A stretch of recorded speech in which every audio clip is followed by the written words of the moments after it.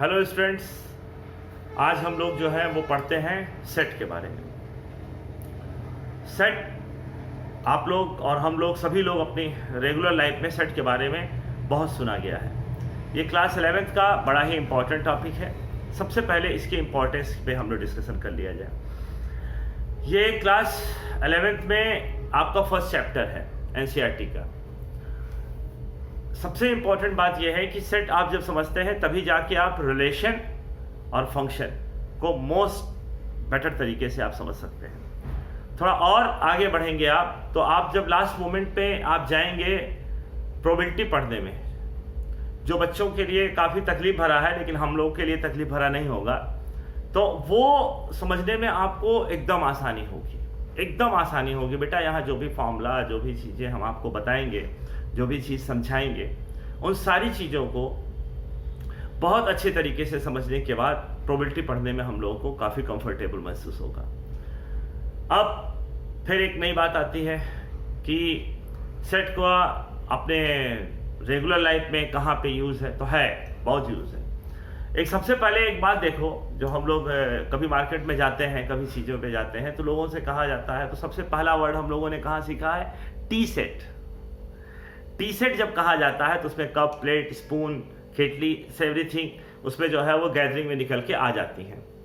तो ये जो है समझना, सेट में कपड़े का सेट, किसी चीज़ में आप देखिए तो ये पेन सेट।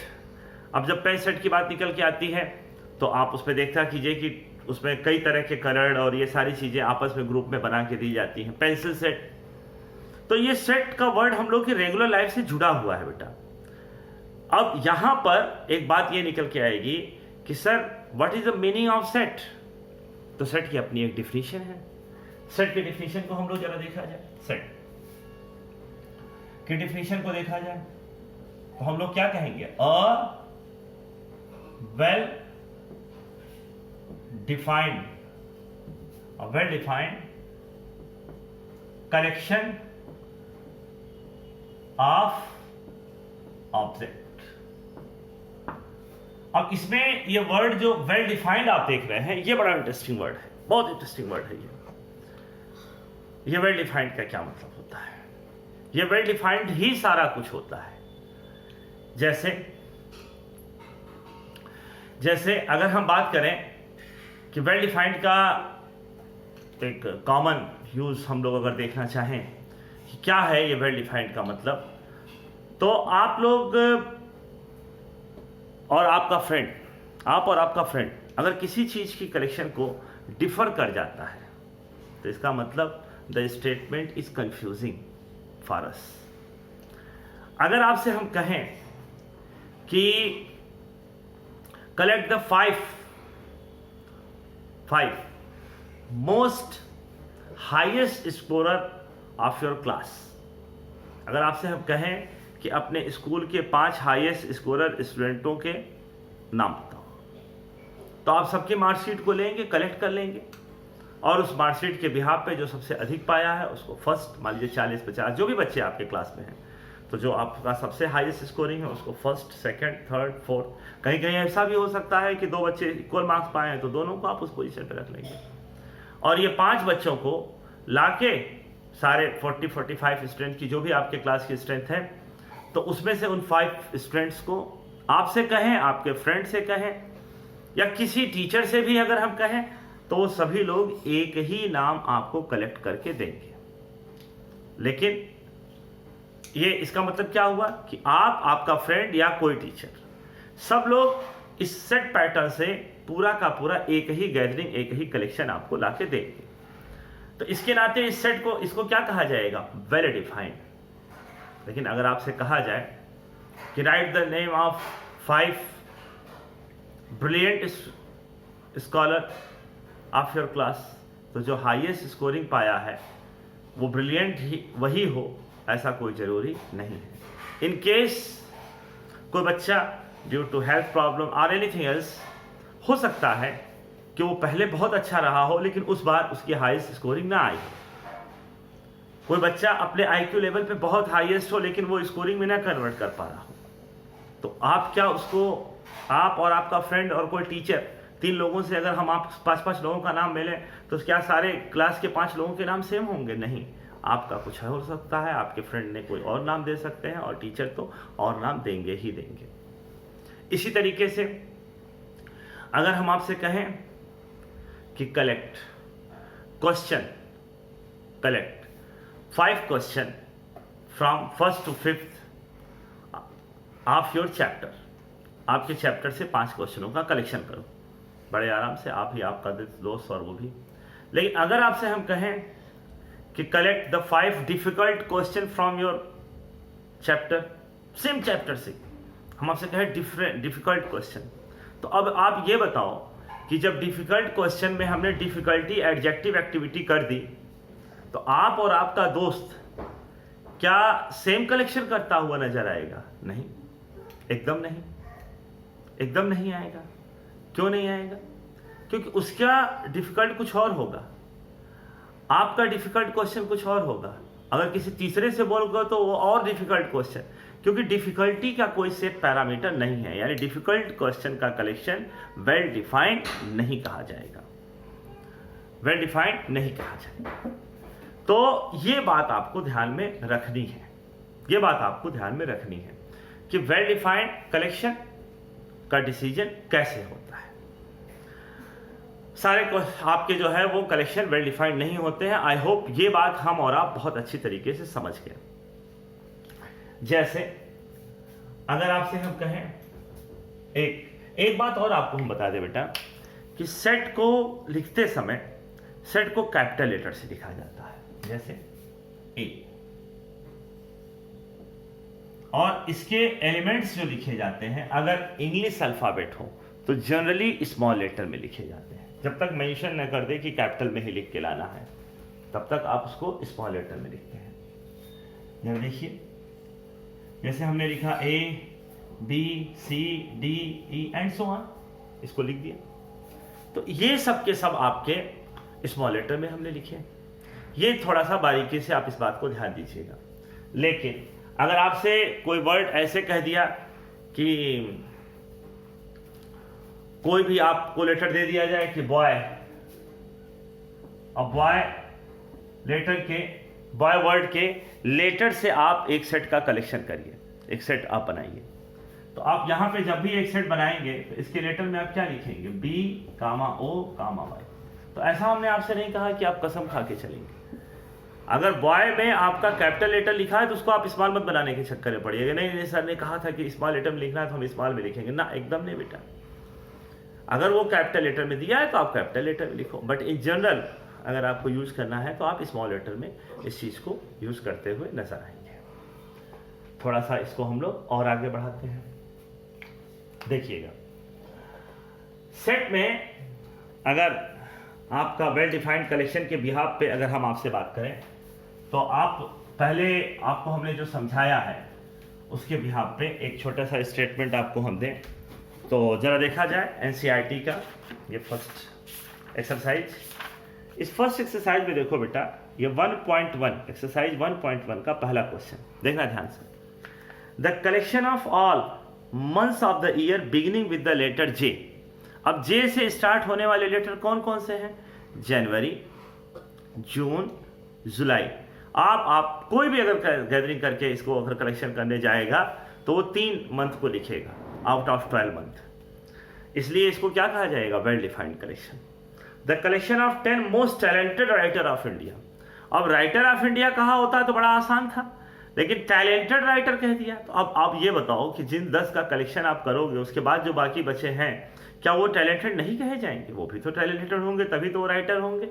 हाँ, मोस्ट पॉपुलर या यूं कह सकते हैं कि उनका सबसे ज़्यादा बिके हुए नावल के बिहाफ पे कोई पैरामीटर बनाया जाए तो वो एक अलग बात हो गई, लेकिन टैलेंटेड के बिहाफ पे हम कभी वेल डिफाइंड कलेक्शन नहीं कर सकते हैं, इसलिए ये सेट नहीं है।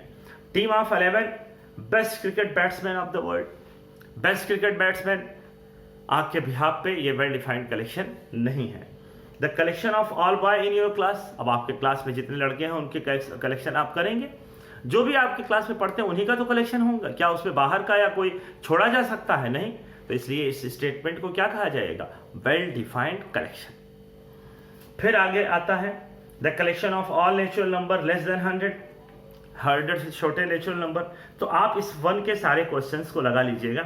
फिर इसमें एक बात आती है बिलोंग्स टू या नॉट बिलोंग्स टू। देखो बेटा, बिलोंग्स टू पे अगर हम बात करें,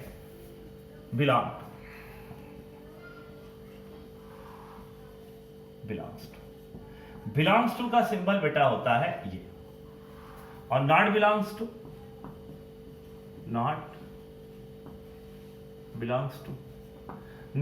टू के सिंबल में कौन आएगा? ये दो गैदरिंग की हम लोग बात करते हैं। जैसे एक सेट हमने लिखा A और इसमें लिखा 1 2 3 5 6।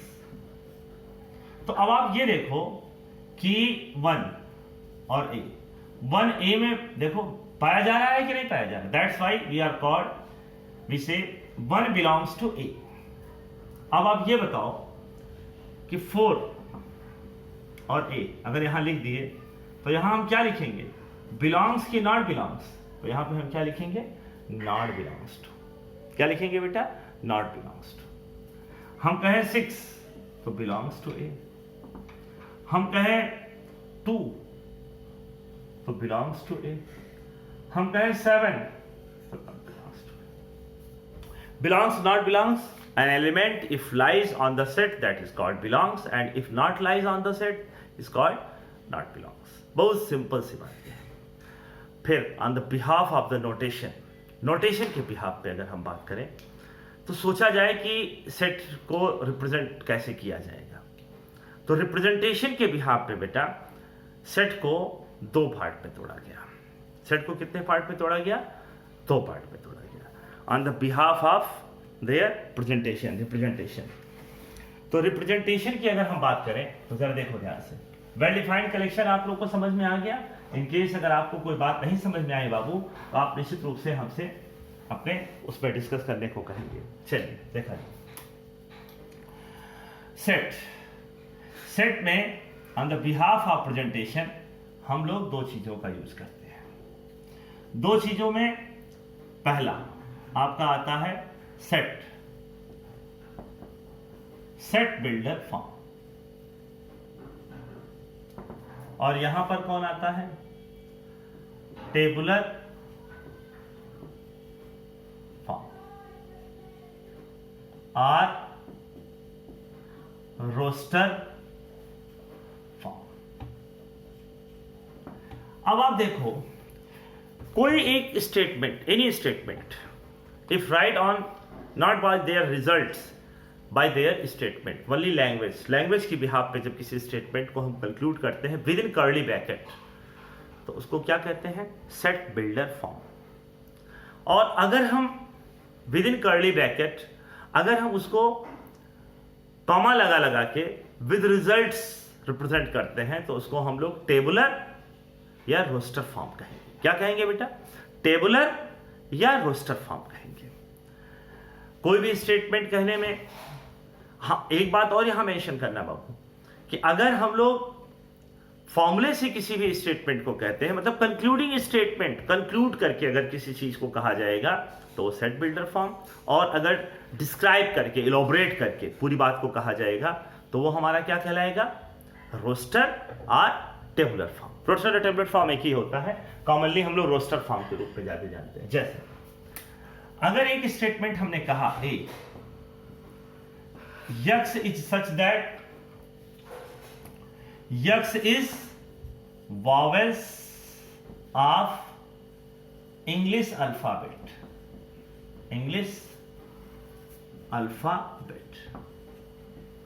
तो आप जानते हो इसी का रोस्टर फॉर्म क्या हो जाएगा? AEIOU।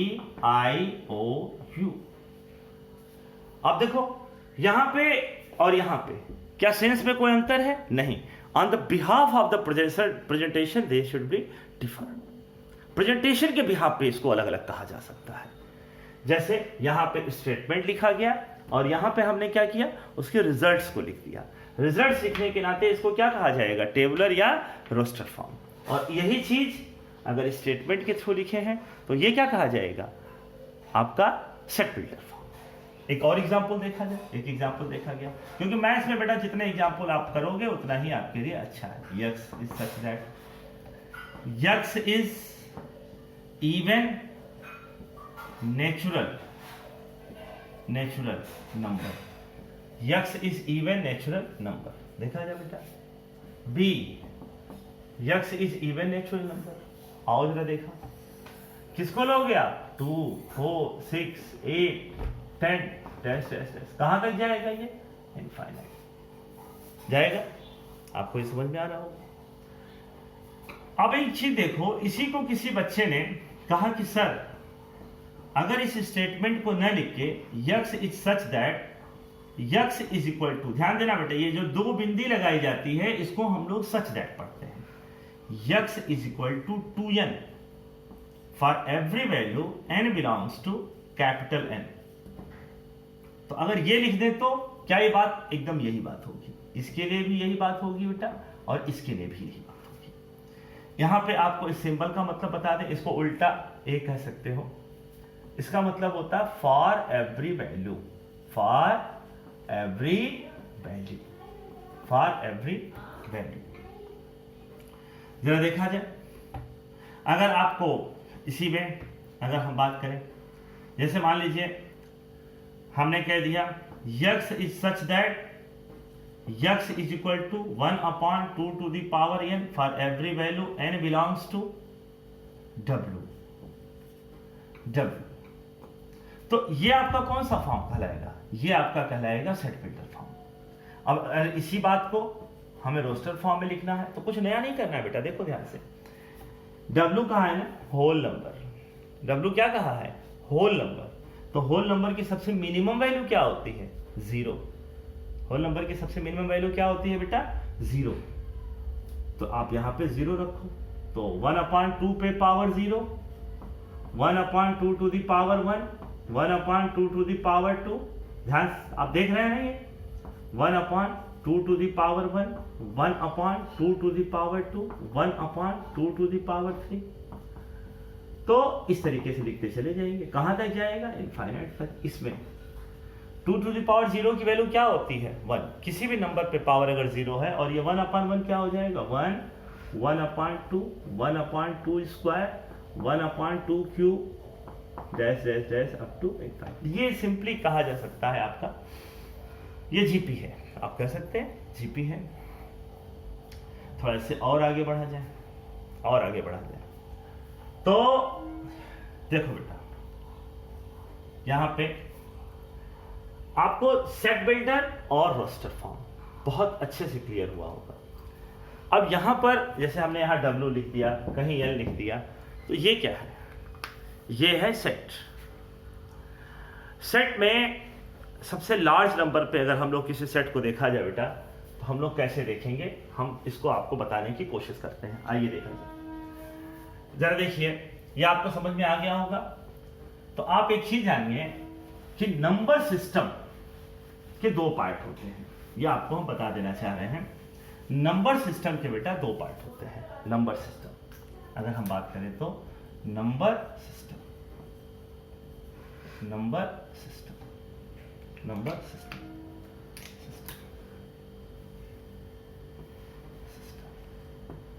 नंबर सिस्टम में जानते हो सबसे बड़ा कौन होता है? सबसे बड़ा हम लोग के पास होता है कॉम्प्लेक्स नंबर। कौन होता है बेटा? Complex number. इस कॉम्प्लेक्स नंबर में 2 बातें आती हैं। देखो हम प्रेजेंटेशन के बिहाफ पे बात कर रहे हैं। a plus i b for every value a and b belongs to real number. इसको सुपर सेट कहा जाता है नंबर सिस्टम का। इसको आगे हम बताएंगे टाइप ऑफ सेट, तो आपको उस बात को पूरा और बढ़िया समझाएंगे। तो कॉम्प्लेक्स नंबर में ये 2 चीजों से मिलकर बना होता है, रियल नंबर और ये इमेजिनरी नंबर।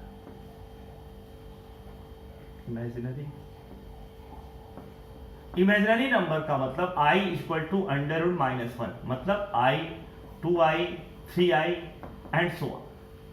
और रियल नंबर में आप जितना कुछ अभी तक पढ़े हैं, बचपन से लेके और आज तक आपने जितना कुछ भी पढ़ा है, वो सब का सब एग्जाम्पल ऑफ रियल नंबर है, एक्सेप्ट i। i मतलब आयोटा। आयोटा का मतलब अंडर रूट -1।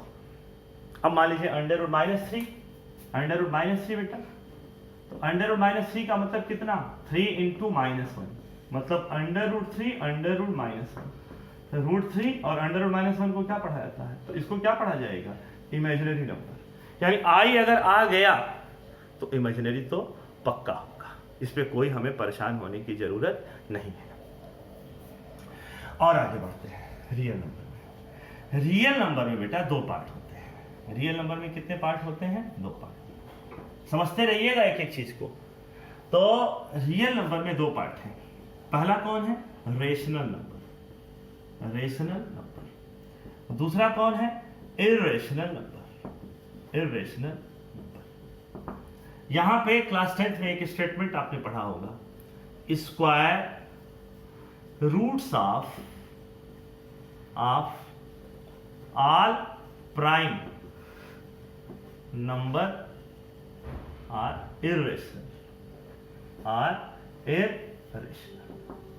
आपने ये जरूर पढ़ा होगा, जैसे under root 2, under root 3, under root 5, under root 7, under root 11, under root 9 मत कह देना बेटा।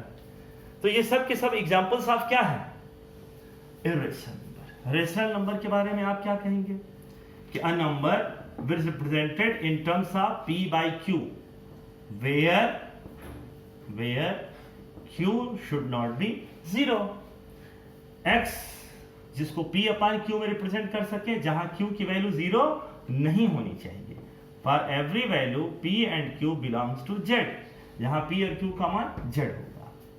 अब इस रेशनल नंबर में आपके पास जो फिर फर्दर आगे आपका आता है, इसमें आपके पास कई बातें आती हैं रेशनल नंबर में। आप देखिएगा यहां पे थोड़ा एक बात में आपके पास क्या आ जाता है बेटा, इंटीजर्स, इंटीजर्स।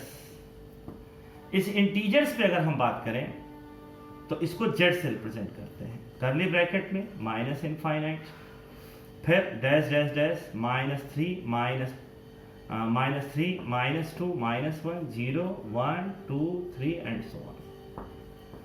फिर आगे थोड़ा और बढ़ते हैं तो यहां पर आपके पास कौन आता है, होल नंबर, जो भी हमने w से रिप्रेजेंट किया था।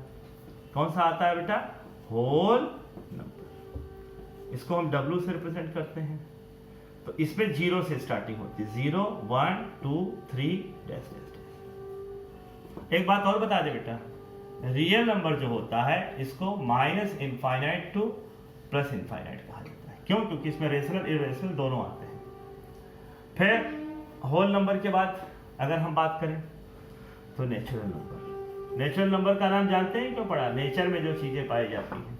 तो नेचर में पाई जाने वाली चीजें नेचुरल के फर्स्ट लेटर से और होल नंबर के फर्स्ट लेटर से इस सेट को रिप्रेजेंट किया जाता है।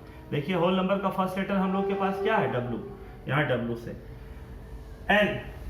तो यहां पर नेचुरल में 1 2 3 4 डैश डैश डैश आपको इनफाइनाइट। यहां आपको एक बात बता दें कि अगर आपसे कहा जाए पॉजिटिव इंटीजर, तो बेटा ध्यान दीजिएगा, पॉजिटिव इंटीजर में जानते हैं कौन आता है, 1 2 3 4 dash dash dash up to infinite. इसीलिए ये पॉजिटिव इंटीजर को n के इक्वल कहा जाता है। फिर बात आती है निगेटिव इंटीजर।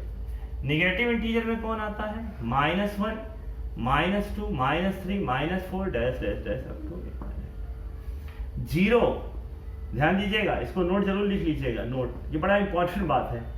0 इंटीजर है, 0 is a integer, but 0 is not belongs to z plus and 0 is also not belongs to z minus. यानी 0 इंटीजर तो है, लेकिन न तो ये पॉजिटिव इंटीजर है और न तो ये नेगेटिव इंटीजर है। ये दोनों बातें भी आपको अपने दिलो दिमाग में बैठा के रखनी है। आज हमने आपको सेट का एक इंट्रोडक्शन दिया, थोड़ी बहुत पुरानी यादों को ताज़ा किया गया, और आगे आने वाले जो हम लोग के क्लासेस हैं, जो वीडियोस बनेंगे, उसके लिए एक फंडामेंटल बेस तैयार किया गया। अगर इन सारी चीज़ों को आप कलेक्ट करके चलते हैं तो आपको डे बाय डे ये सारी की सारी चीज़ें समझ में आएंगी। हम आपसे रिक्वेस्ट करेंगे कि आप इस पे बेस्ड एक्सरसाइज 1.1 के क्वेश्चन जरूर लगाइएगा। फर्स्ट सेकंड थर्ड क्वेश्चन आपका पक्का लग जाएगा। आपको नए इसी कंटिन्यूएशन में फिर नए चीज़ों के साथ हम आपसे फिर मिलेंगे। अगर आपको हमारी बात समझ में आई है तो आप इस वीडियो को अपने और दोस्तों से भी शेयर जरूर करने को और उनको पढ़ने के लिए कहिएगा। आइए हम लोग मिलकर पढ़ते हैं और नई नई चीज़ों को इसमें जोड़ते चले जाते हैं। आपने हमारे साथ इस पूरे वीडियो को देखा, इसके लिए आपका बहुत बहुत धन्यवाद। Thank you very much.